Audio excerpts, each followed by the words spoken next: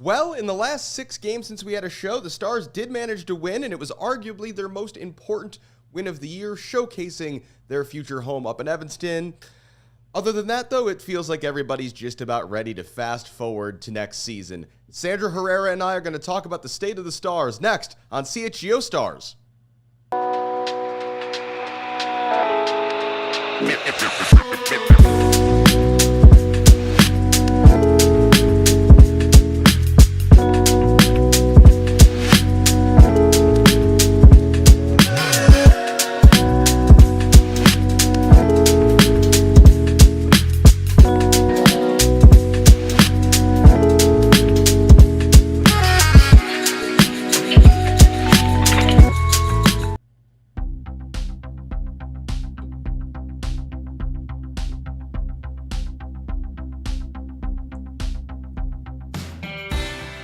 This is CHGO Stars. I'm Alex Campbell, and I'm thrilled to welcome back a very, very familiar face to the show today, one of the original hosts of this podcast. You can now hear on the Attacking Third podcast. You can see her on CBS Sports Golazo, read on cbssports.com. Sandra Herrera, welcome back, and great to see you. Hey, Alex. We're finally getting to do this, man. It's been a little while. We've been trying to cook this up for a minute, so happy to chat ball with you, man. It has been a minute. We are going to talk ball, and clearly we're maybe not well because we're going to spend 20 or 30 minutes talking about the CHGO Stars, the worst team in the National Women's Soccer League so far this season. But we will start with the one piece of recent good news or fun things that happened. Last month, the Stars, of course, played that one-off match against the Orlando Pride up in Evanston. Ahead of that, they announced that Northwestern Medicine Field at Martin Stadium will be their home for 2026. This move comes as a knock-on effect of the lease at SeatGeek Stadium, which is owned by the Chicago Fire and of which the Stars are a tenant, expires at the end of the year. So no more games in Bridgeview, at least for now, for the Stars. Sandra, I know we're going back a few weeks here, but I'm curious, your initial reaction to this news, even if we were suspicious it was coming, was what? Good for them. It got to a point, I think, in CHGO Stars history where the location of where they've been playing has been an issue. It's been an ongoing issue. And you got to maybe take a look at what was behind you versus what's in front of you. And you say, hey, we gave Bridgeview a 10-year shot here, mostly because they had to. When you think about the soccer real estate in the greater Chicagoland area, it's not exactly plentiful, right? And that has often been a little bit of a thorn in the side of the franchise in terms of making that place feel like home, turning it into a fortress. And I think there were always really, really good efforts by fans, season ticket holders, the supporters group to make sure that it did feel like a home, field advantage at times. But at the end of the day, with new ownership, new vision, this wasn't going to be something that was permanent for them. I think that was big part of their, a big bullet on that to-do list for the new ownership group. It's like they knew that this was a place that they were not going to have their franchise in for very much longer. And honestly, the timeline of events, knowing that the lease was going to be up at the end of 2025, it all came together. That crossroads of opportunity and the lease expiring. And I think, looking ahead a little bit, the fact that they're going to be able to be in a facility in Evanston on kind of what will be a year-to-year basis, depending on what pops up in the future for them in Chicago real estate. I think this was, it almost sort of feels like it was the only option, to be frank. So, more positives for me than anything else. I know there's going to be folks who feel a certain way about the turf, and they should, right? Like we don't want to see that. But it is a new pitch that got installed out there, and hard to frown on it when they put up 5 against Orlando Pride. So hopefully, right, yeah, that is kind of the thing. I mean, you talk about location. Hopefully, a sign of good things to come. Right, because to talk about that actual game, I sadly was homesick that day, but it was a beautiful day on the lakefront. Nice crowd turned up, and the Stars just went out there and took advantage of an Orlando Pride team that has been reeling basically the entire second half of the season ever since Barbara Banda went out with an injury. The first half was nothing to write home about. Basically, everybody getting some vitamin D while 22 soccer players ran around. And then the second half was absolutely insane. Sam Staub and Jamise Joseph with goals 4 minutes apart. A Carson Pickett goal sandwich between made it 2-1. And then B. Franklin and Julia Grosso also scored 4 minutes apart. Orlando did make it 4-2 with just under 20 minutes to go. But then, of course, Ludmila had to get in on the act and make us wonder who on earth this team was, Sandra. Because even though Orlando has not been good, this was a very much breath of fresh, shall we say, Lake Michigan air to watch the Stars play a game looking like this. Yeah, it was almost like something was in the lake, right? Just it's amazing what a vibe shift will do sometimes. And I don't think it wasn't just the atmosphere for them. I think it was all the excitement kind of leading up to that, the dual announcement, and that like this is going to be the future home for them, at least for 2026. Because when this game against Orlando was initially announced, it was just like, hey, this is going to be one of these unique, special one-offs, which at this point the franchise isn't unfamiliar with. You know, they had the Red Stars take over Wrigley last year, rebranded. What are we going to do this year? They said, let's go to Evanston. And so this was already announced as like something kind of special, but to kind of have that official announcement saying, hey, this is going to be the home. There's a lot of buzz that comes with that. And I think it was mostly met with a lot of positivity. There's going to be some hiccups along the way. You know, I think Southsiders will definitely feel some type of way about, maybe having to make the trek to Evanston. But I think when you look at the history of attendance at the game, it's like you're definitely in the category of like gotta try some stuff energy when you are the new ownership group, and this is certainly trying some new stuff. And I think again, there's more pros and cons to it, but I think the build up to that, the buzz around it, the dual announcement that it's going to be the home for 2026, the fact that there was a real opportunity in front of them to go up against a struggling Orlando side.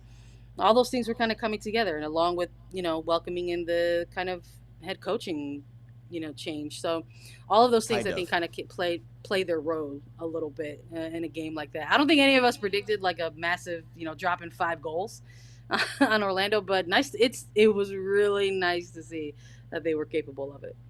Right. No, absolutely. And, you look, we'll talk about the coaching situation here in a moment, because you just look at the context. It's nice to have, to your point, that moment. It has been a tough year. There have been 4 different coaches this season, 5 if you count the new head coach who isn't yet in market. So, yeah, I mean, and you mentioned, needing to try something. Stars were last, or are going to be last, in NWSL attendance this year. They're averaging somewhere around low 3,000s, 3,300 a game. And, no matter what the context is, if we reflect on what those numbers were like pre-COVID when this team was in its on-field heyday, it's a far cry from that. And it's Bridgeview has the same problems for the Stars it had for the Fire, and then some, I think you could say. And hey, at least Evanston is going to be accessible by some form of public transportation, because of course SeatGeek Stadium exists outside the sprawl of the L. Of course, Sandra, in the games since that wonderful day, the Stars have reverted back to who we know they are. They have not won another game since, 2 wins on the season in total. Though consistently over the last month plus, we've seen this shift to this 4-4-2 narrow diamond formation that they've largely been favoring, with Ali Schlegel playing as a 10. It's given them some defensive solidity, and I think it does fit some of the players on this roster really well. Does just feel like they're lacking the quality to be consistent, which means that, okay, if this is the framework and you've got a new coach coming in, are they going to be able to kind of build toward whatever this vision is in the offseason? But the big question now is the team going to back them? I don't know about you, Sandra. I think that's the biggest question going into this offseason is you've got a new coach. You don't have a lot of expiring contracts. Is this team going to go out and be willing to spend a little bit or remake the roster a little bit, rather than just telling yet another coach, hey, here's what we've got, do the best you can with it? Yeah, I think the offseason is I'm not going to say it's going to tell you everything you need to know, but I think if past off seasons for this franchise were anything to go off of, it definitely told us everything that we needed to going into 2025. I think I would argue even 2024 as well. There's been a lot of talk about how there's a rebuilding process and how they want that to be methodical and how they want all the appropriate pieces to sort of, not just come together, but come together at the right time. And you have to wonder, like, okay, well, if this is the head coach that you landed on, this has to be that kind of key into the lock that actually turns. You're going to have question marks around Mel Swanson and her availability. I mean, athletes, need their time after pregnancy. How is she going to look, as she steps into motherhood?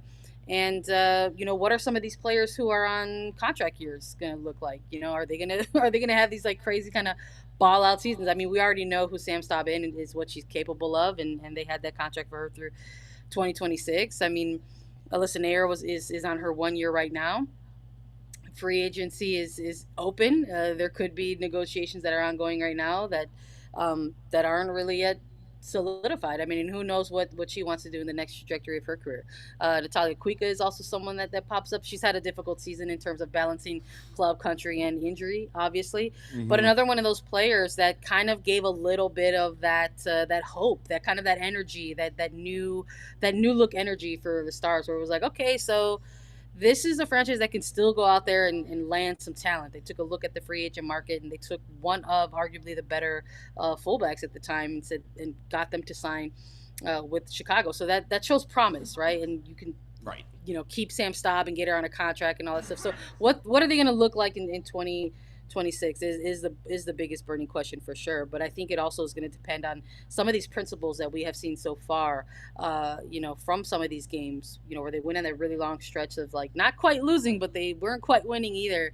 And what LMSR was presenting, you mentioned the 4-4-2 diamond. It feels like home, right? When we see those, that kind of formation, it's what the route one is what we are used to seeing in Chicago, and maybe a big part of that is taking a look at the personnel that you have and trying to find something that meets their strengths. So who and if and what they're going to sign in the offseason remains to be seen, but it absolutely has to give the energy or show what they're working towards with the new coaching staff. And I think maybe we've seen a little bit of it already. I think we could see the interim on the sideline getting, showing a little bit of the body language, saying like, that's not what I want you to do, but okay. But this is a team that has said they wanted to be possessive, but have shown before that they weren't doing that. And that has shifted a little bit, at least, in the coaching change from Donaldson to Massar and now to the two Swedish head coaches. So I am just as curious as everyone else. There's a whole lot of TBD when it comes to the Stars right now. And maybe there will be some answers in the offseason. Right. And that's part of the reason, aside from the personal side of it, why Shea Groom going down hurt sucked so much, is because they finally got to a point. I can't believe it took, 3 coaches in the season to get here, but we finally got Shea Groom and Julia Grosso playing centrally next to each other and, getting them on the ball as much as possible. And, shockingly, that made the Stars a better soccer team. You kind of alluded to this, Sandra. I'm curious, if you look at the offseason, knowing that Swanson and Nair are kind of these unknowns, where would you start? I mean, my answer is the fullback positions. Taylor Mallum, who I'll have some good things to say about later in this episode, has played every minute for the Stars this season. But, you can ask the question, is she a starting quality player that you want playing that many minutes? And then after that, it's been, with Kuika's injury, not a whole lot there. And given how narrow this formation is, I'd start with the fullbacks, given how much is asked of them, if just for more depth than nothing else. For you, is there a particular spot on the field that you think they should start with?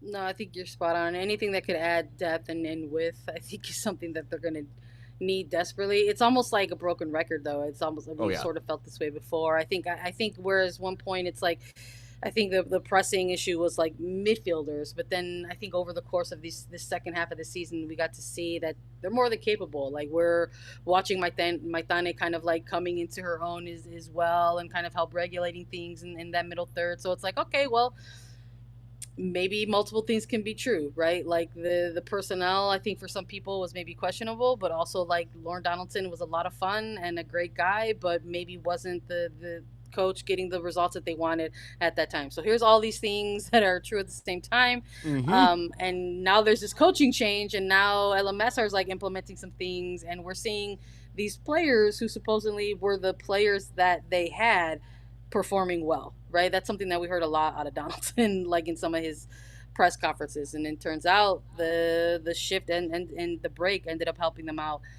a lot. So maybe they do have more answers in midfield that we thought maybe a year ago. But now there's newer question marks on that back line, like you mentioned. I mean, and if the answer is Taylor Malholm, get that girl some help, man. Like it's right, like just tough. So it's just like I would definitely agree that it's going to be back line I need to look at for sure, fullback specifically, and I'm actually really excited for if this is going to be where Schlegel is meant to be moving forward. I'm embracing the era of attacking 10 Ali Schlegel, like bring it, let's go. But I think that's part of what they're playing for now. I think they're out of contention. Their players who are on this team are playing to show that they want to be part of this program moving forward, and that they want to be part of the plans in 2026. Yep, and they've got 3 more games this season to do it. Speaking of a lot of games, I know, Sandra, you and your coworkers over at CBS are very busy today. The UEFA Women's Champions League is back. Games currently underway, and I know you've got places to be, so we could sit here and talk for hours, but for now we're going to have to sadly say goodbye to Sandra Herrera for now. But Sandra, it would be great to have you back on the show literally anytime. Great to see you. Great to talk a little ball. Thanks for joining us on CHGO Stars today. Appreciate it, Alex. Thanks. Go Stars. Let's finish strong. Let's get at least one more win. That would be good. There you go. All right. Yep. Thank you again to Sandra. We've got a little bit more to go in today's episode, but first, a thank you to the sponsors of CHGO Stars. And first, that is Eye on the Ball. Sorry, my script got away from me. Hey, coaches, listen up. If you're looking for more athletes to train, Eye on the Ball is where you need to be. It is simple. You create your profile, upload your background check, and boom, you are in. They've got a new promotion where you can sign up for free for the first 6 months. And then if you want to keep going, it's $50 a month after that, or $500 for the whole year. And athletes of all ages and all sports can find you directly. The best part is that Eye on the Ball does not mess with your schedule, your payments, or your business. You are in full control. All they do is connect you with athletes who are already looking for a coach like you. So if you're ready to grow your coaching business and reach more athletes, go check it out right now at eyeontheball.net. That's eyeontheball.net. Don't wait. The athletes are already out there looking for you. CHGO Stars is also brought to you by our friends at Shady Rays. And you know the moment you realize you have left your favorite sunglasses, baking in your car, you left them at the beach, you got out of the car at a gas station on a road trip and suddenly they're gone. You can't find them anywhere in your house or apartment. We've all been there, realizing and feeling like we might have just lost something that we really liked, something we might have spent a lot of money on. Shady Rays is there for you. It changed the game for all of us here at CHGO. Their sunglasses are durable. They are made for real life. They're good looking and they're not stupidly expensive. And if you lose or break your Shady Rays, even on the first day you have them, they will send you a brand new pair. No guilt trip whatsoever. It's a super easy online process, and then the new pair is at your door shortly, just getting you those replacements so you can actually wear your sunglasses without fear. Hikes, concerts, sporting events, out on the water, or whatever you get up to this fall. Shady Rays is eyewear that has your back. We've teamed up with Shady Rays to bring you, our listeners, an exclusive offer. Head to shadyrays.com and use code CHGO for 35% off polarized sunglasses. Try for yourself the shades rated 5 stars by over 300,000 people. So for the last little bit of this episode, what I want to do, because this is likely our second to last show of the year, is go through this Stars team and look at the position groups and kind of evaluate how these players do this year. Can we kind of give them not so much a report card, but kind of just break down how the season has gone. And that's going to start. We're going to go back to front. So today I'm going to talk about goalkeepers and defenders. We'll do the midfielders and the forwards next time. And the goalkeepers, it's pretty straightforward. Alyssa Nair makes 20 starts on the season. We've got a breakdown here up on the YouTube for those of you watching. 20 starts for Alyssa this season, just over 2 goals against allowed per game. Only the one shutout. Think it's pretty fair to say none of the Stars' defensive struggles can really be put on Nair. She's been consistently pretty good ever since kind of that renaissance with the Olympics in 2024. And then you get Haley Makowicz, who has been the preferred backup this season. She made 3 starts in injury absences for Nair. Did pretty well in that spot. Mackenzie Wood and Stephanie Sparkowski have also been on the roster this season, but they did not play. As Sandra mentioned earlier in the episode, Alyssa Nair's out of contract this winter, and it's a little odd we haven't heard anything yet. My assumption, and the assumption of a lot of other people, I think, is that she was going to go as close to home as she could. She's from Connecticut, Boston Legacy, start their NWSL journey next year. So my kind of assumption had been that Alyssa would go home for one final year and then call it a career. There are reports over the last few days that Boston Legacy are actually in talks with U.S. Women's National Team former goalkeeper and North Carolina Courage starter Casey Murphy over making her their new number 1, which would significantly alter the landscape in terms of Nair's options if that were to go through. Hard to see her going anywhere else besides Boston or staying in Chicago, so that is something to watch for. Is Makowicz good enough to be the starter if Nair leaves? It's hard to know. I'll be honest, I think there's just so many other places on this team, as Sandra mentioned, the depth that you'd want to see further up the field, especially at fullback and at forward, that I don't know if that would be the number 1 priority, but again, you can assume that if Nair is gone, the Stars are going to be in the market for a goalkeeper this offseason. The defenders, meanwhile, this is way more interesting than the goalkeeping situation because it's been a bit of a mess, let's be honest. Taylor Mollum, I mentioned a few minutes ago, has played every minute this season, mostly at left back, has played some right back as well. She has been the team's Iron Woman. The NWSL's, trademark Iron Woman, Sam Staub, 22 starts this season, 2 goals, 4 assists. She's been a near ever-present. I really hope that in the coming months she gets back into Emma Hayes' team plans for the national team. The plus side she provides in possession, as well as being a really good defender in her own right, the set piece threat she brings, I just think she really deserves another chance at the big time, despite the Stars' struggle this year. And then this is here where things kind of get a little silly. Cameron Bogowski, as a result mainly of Natalia Kuika's injury, as well as injuries to Jenna Bike, who we thought at the start of the year might get some right back minutes. Haven't really seen that materialize. So Bogowski's made 14 starts, 18 total games. That is the most she has played in a pro season. Carrie Riccaro was a pretty constant fixture for most of the season. She made 14 starts. She has been on an excused absence since August 1st with the familiarity of Mal Swanson's progression in terms of her availability. I think we can maybe make some educated guesses about that. Riccaro also got married earlier this year, but nothing official. All the best to Carrie, whatever she is up to these days. Her season seems to have ended on August 1st. Katrin Hendrick, German international, came in as a transfer, has been the preferred partner for Sam Staub. I think has looked really good. I think that's going to be the center back pairing next season. She has started the last 9 matches for the Stars. And then you've got Natalia Kuika, missed time due to 3 different injuries this season, one of them carrying over from last year. Hannah Anderson, who has played 9 games, but after being kind of the rising star in 2024, has been inexplicably frozen out, and none of 4 different coaches have taken much of an interest in giving her minutes.